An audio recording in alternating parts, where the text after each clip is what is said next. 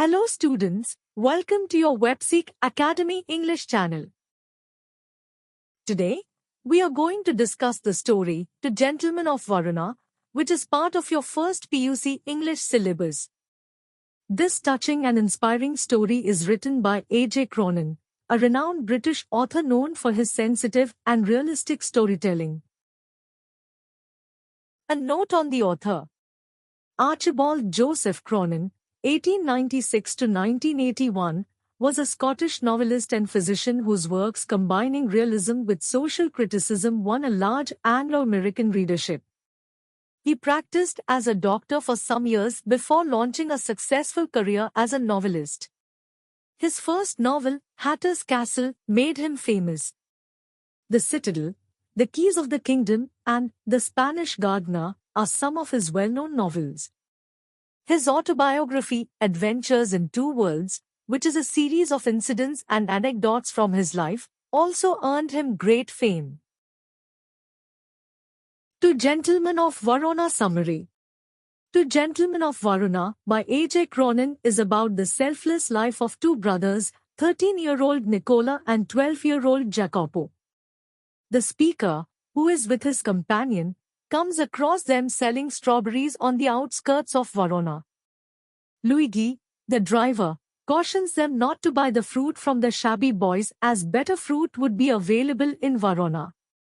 However, the narrator and his companion feel strangely attracted towards the boys, who, despite their brown skin and tangled hair, have earnest eyes. Next morning, the narrator and his companion find the boys at the public square shining shoes.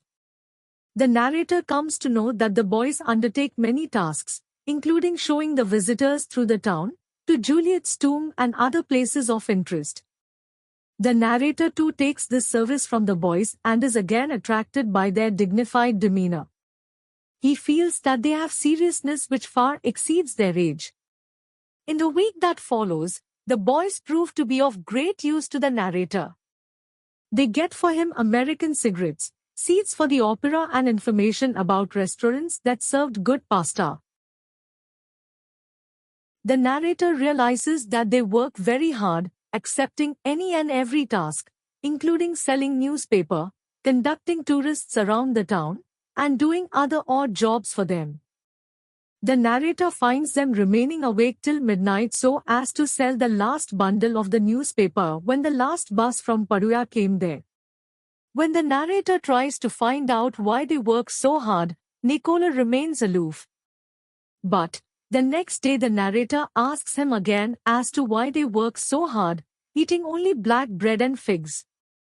He wants to know whether they are saving money to emigrate to America.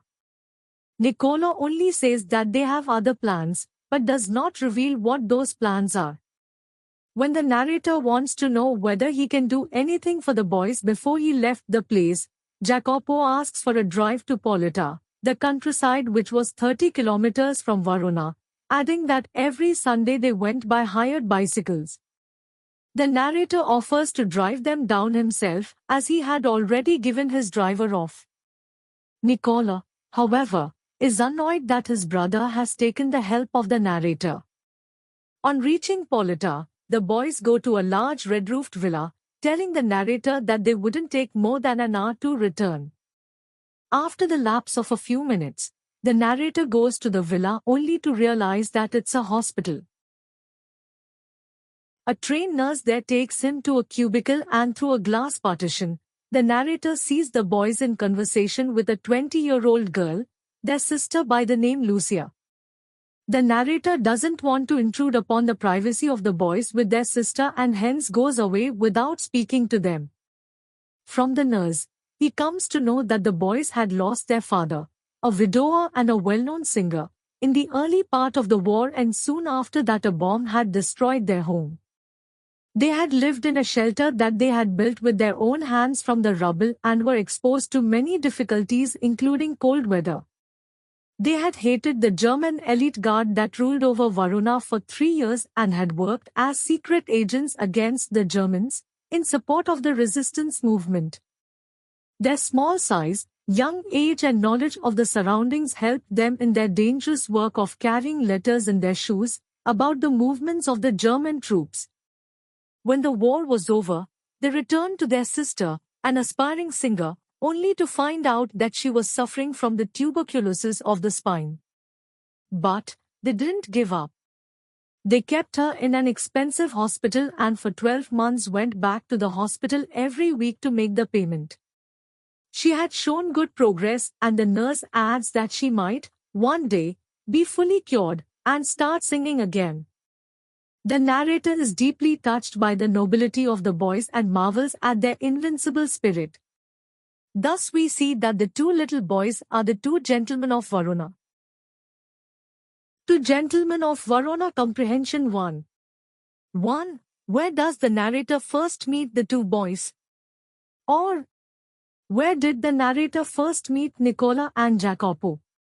Answer. On the outskirts of Verona. 2. Why doesn't the driver approve of the narrator buying fruit from the two boys? Does he succeed? Or, why did Luigi, the driver, try to stop the author from buying fruit from the two boys? Answer. The driver says that the fruit would be of better quality in Verona. Moreover, he doesn't approve of the shabby appearance of the boys. But he doesn't succeed at dissuading the narrator from buying fruit from the boys, because the narrator is attracted by the earnest look in the eyes of the boys and buys the fruit from them. 3. List the different things that the boys did to earn their living. Answer. In addition to selling strawberry, the boys sold newspaper, shined shoes, ran errands such as procuring American cigarettes and opera tickets for the foreigners and acted as their tour guides in not only taking them around the beautiful place but also giving them useful information as to which restaurants served good pasta. 4. In spite of working hard and earning money, the two boys still looked poor because A. They were saving money to go to America. B. They had other plans. C. They wanted to save the money for medical expenses. Answer. C. They wanted to save the money for medical expenses. 5. What qualities in the two boys attracted the narrator? Answer. What attracted the narrator to the two boys was their unremitting willingness to work. They worked hard, yet never complained. They were mature for their age, had a quiet dignity despite their poverty, were cheerful in spite of facing hardship. 6. Nicola was not pleased when Jacopo asked the narrator to drive them to Polita as he, A. did not want a stranger to become involved with their plans. B. Preferred going to Polita by train so that he could enjoy the scenery. C. Did not want to ask anyone for favors. D. Did not want to take help from someone he did not know well. Answer. A. Did not want to ask anyone for favors. 7. Why did the two boys go to Polita and why did they want the narrator not to follow them? Answer. The boys went to Polita to meet their sister who was being treated in a hospital and make the payment for her treatment. They did not want the narrator to follow them because they wanted to have their own secrets. 8. The narrator did not follow the boys because A. He was not invited to join them. B. He was not interested in knowing what the boys were up to. C. He wanted to respect their privacy. Answer. C. He wanted to respect their privacy. 9. What had made the two boys and their sister homeless? Or, how did the war affect the family of the two boys? Answer. It was the war that made the boys and their sister homeless. They lost their father in the initial stages of the war and later they lost their home when there was a bomb blast. 10. What does the narrator learn from Lucia's nurse? Answer. The narrator came to know from the nurse that they were orphans except for having their sister, Lucia. He also learned the truth that the boys had lived a cultured life before being orphaned as their father, a widower, was a well-known singer at La Scala. 11. The author did not speak to the boys on their return journey because he thought A. The boys would prefer to keep their secret. B. The boys were ashamed of their sister's condition. C. They wouldn't tell him the truth. D. The boys might ask him for money for their sister's treatment. Answer A. The boys would prefer to keep their secret. To Gentlemen of Verona Comprehension 2. 1. In what different ways were the boys useful to the narrator? Answer. The boys were useful in many ways. They took the narrator and his companion around Verona. They got for them American cigarettes, opera tickets, and acted as their tourist guides. They not only took them around a beautiful place but also gave them useful information as to which restaurants served good pasta.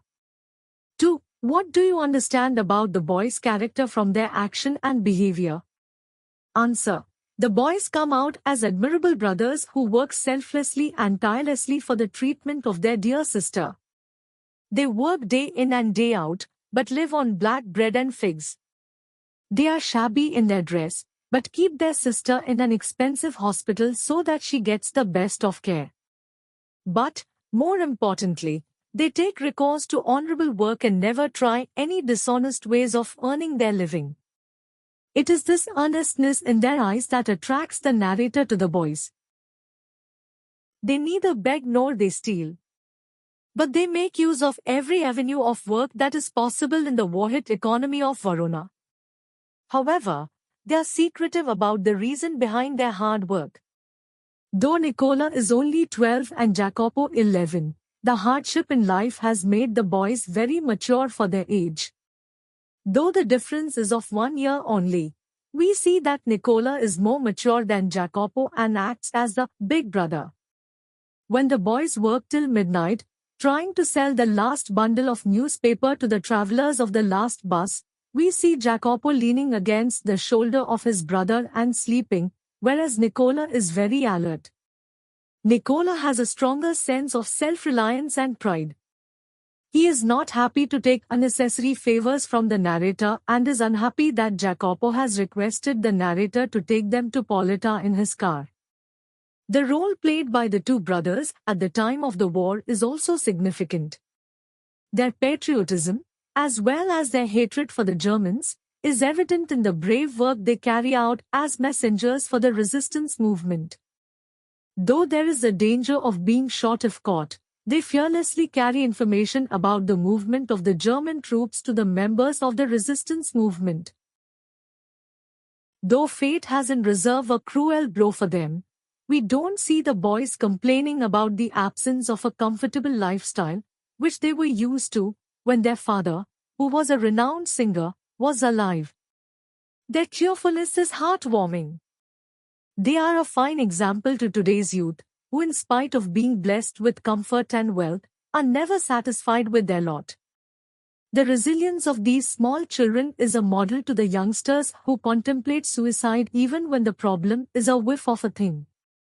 Thus, we see the boys accepting the things that they could not change, fighting against the things which they could change and hoping for the best. They certainly deserve the epithet, to Gentlemen of Verona. 3. The boys are evasive in disclosing their plan to the narrator in the story because A. They thought he could never understand their plight. B. They did not want to share their problem with a stranger. C. They did not want to gain anybody's sympathy. Answer. C. They did not want to gain anybody's sympathy. To Gentlemen of Verona Comprehension 3. 1. Do you think the ending comes to you as a surprise? Why? Ans. The ending cannot be said to be a total surprise. The narrator gives enough hints throughout the narration that there is something secretive about the boys. Along with the narrator, the readers also wonder as to why the two young boys work so hard and save money in such a mature way. However, the readers do get an idea that whatever the secret might be, it would further improve the image of the boys. So, the ending is not a surprise, but a revelation. The ending is not a sudden twist or anticlimax. It is a befitting ending to a tale of nobility. 2. Had you been in the place of the narrator, would you have behaved differently? Answer: no.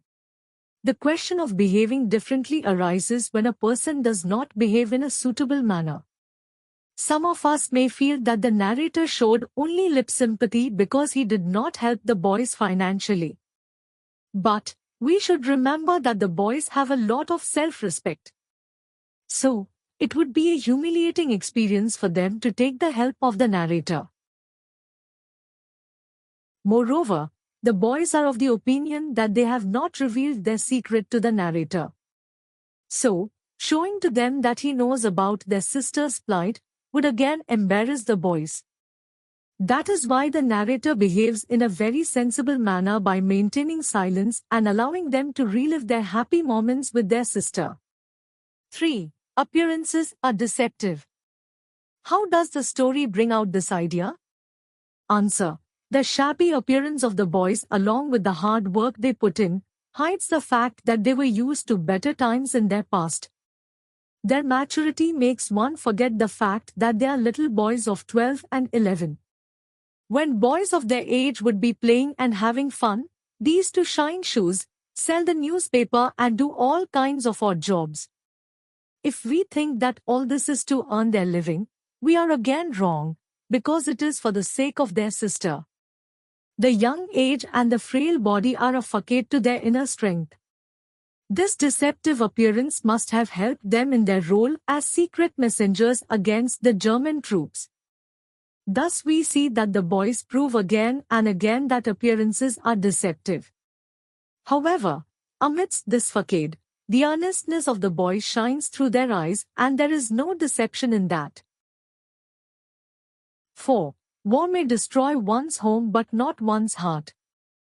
Discuss the statement with reference to the story of the two boys. Or, what was the impact of the war on the family of the two boys? Or, what had made Nicola and Jacopo homeless? Or, how had the war affected the boys in Two Gentlemen of Verona? Answer: Nicola and Jacopo were leading a happy, comfortable life in the company of their sister and father until the war devastated their life. Their father, who was a widower, was a well-known singer at La Scala and was taking good care of his children. But he lost his life during the early part of the war. A little later, a bomb destroyed their home and the children were literally thrown onto the streets. For months they barely managed to keep themselves alive in a sort of shelter they built with their own hands amidst the rubble. During this time they had to suffer a great deal of hardship, one of which was starvation and exposure to the cold Veronese winter. The German elite guards established its headquarters in Verona and ruled the city with ruthless severity. Next, when a secret resistance movement took concrete shape, the boys joined the group and worked as secret agents for them. They carried messages to the forces of liberation, carrying information on the movements of the German troops. During one such secret mission, they had to move in the darkness through the mountain passes with letters in their shoes, and the chances of their getting caught and shot by the German soldiers were many. Once peace returned to the city, they came back home only to find that their sister had contracted tuberculosis of the spine. Again they had to work relentlessly day and night to earn enough money not merely to keep themselves alive but also to make regular payments to the hospital ungrudgingly. This they accomplished by shining shoes, selling fruit, hawking newspapers, conducting tourists round the town and exploiting every avenue to earn money. 5. Do you think the story is a telling comment on the true character of a gentleman? Elaborate.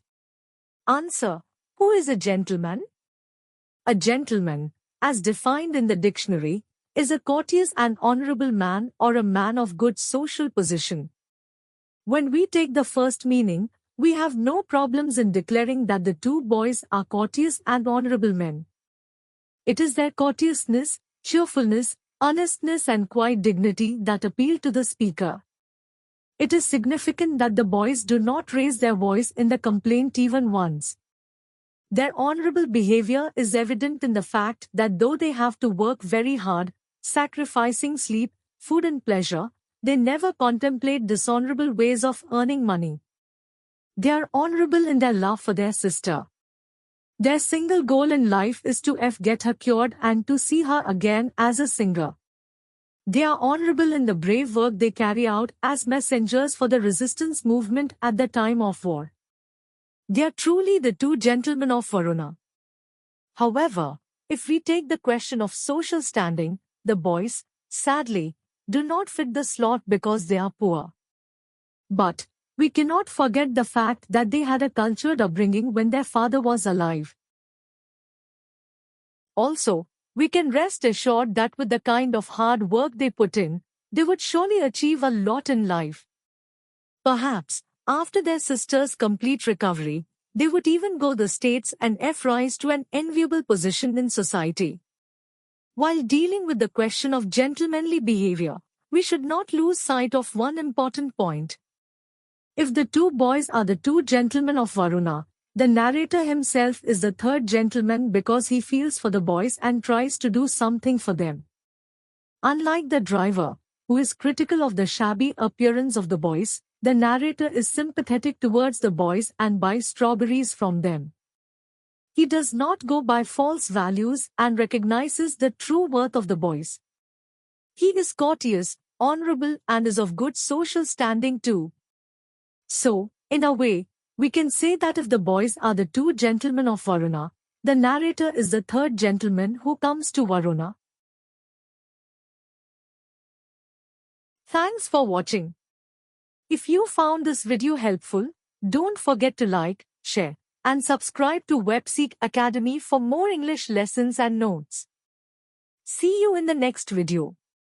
Until then, learn more and achieve more.